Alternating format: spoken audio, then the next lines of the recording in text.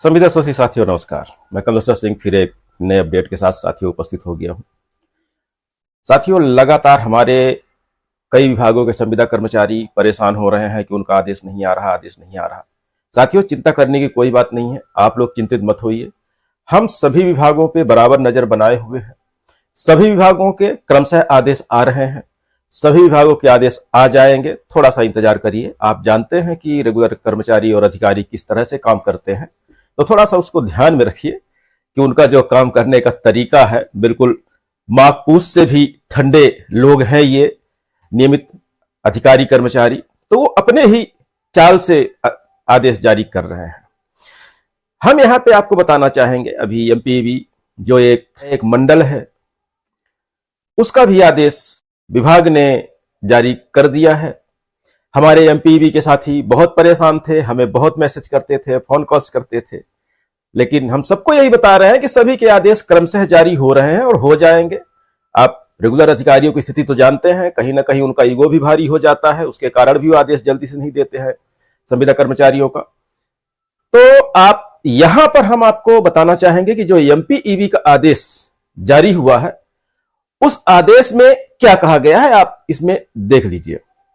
उस आदेश में स्पष्ट कर दिया गया है कि जो सामान्य प्रशासन विभाग ने 22 जुलाई 2023 को आदेश 100% का जारी किया है, तो उसको वो एक्सेप्ट कर रहा है, उसकी सभी कंडिकाओं को एक्सेप्ट कर रहा है।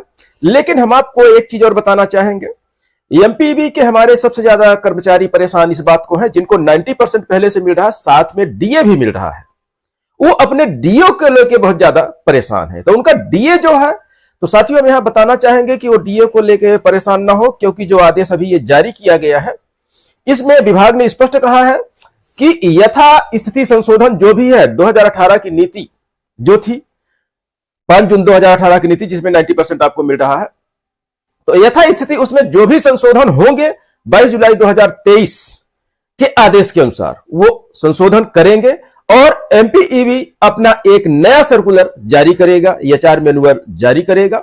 उसके तहत आप लोगों की जो वेतन की वृद्धि है या वेतन निर्धारण है ग्रेड पे के हिसाब से, वो सब कुछ स्पष्ट हो जाएगा। लेकिन यहां एक बात और हम आपसे कहना चाहेंगे कि चूंकि एमपीईबी एक मंडल है, अपना रेवेन्यू ये खुद, यानी जो आय होती है विभाग की, वो खुद जनरेट करता है, तो इसलिए डीए को लेकर किसी को परेशान होने की जरूरत नहीं है। कारण यह है कि विभाग यदि चाहे तो आपको डीए बिल्कुल कंटिन्यू रख सकता है, नई भर्तियों पे भी डीए की व्यवस्था कर सकता है, क्योंकि यह खुद रेवेन्यू जनरेट करता है, यह स्वतंत्र है। आप 22 जुलाई 2023 के लेटर में आप आखिरी में जाइए, वहां पे बकायदा लिखा हुआ है कि निगम मंडल जो है, विश्वविद्यालय जो है, वो अपने स्तर से इस नियम को लागू कर सकते हैं। उसका मतलब यह नहीं है कि वो लागू करेंगे या नहीं करेंगे, नहीं भी कर सकते हैं, ऐसा नहीं है। मध्य प्रदेश शासन ने जो निर्णय लिया है वो तो उनको लागू करना है, लेकिन जो विभाग खुद रेवेन्यू जनरेट करते हैं, खुद पैसा अपने विभाग के लिए कलेक्शन अपने ही विभाग से करवाते हैं कई माध्यमों से, जैसे आपका नगर निगम होता है तो चुंगी के माध्यम से आता है, आपका महाविद्यालय होता है तो वो फीस के रूप में आता है, और एमपीबी है तो एमपीबी का आप जानते हैं कि वो बिजली विभाग है, उसमें कई तरह से रेवेन्यू जनरेट होते हैं बिजली के बिलों के माध्यम से। तो ऐसे विभाग जो हैं तो अपने संविदा कर्मचारियों को अतिरिक्त लाभ भी दे सकते हैं।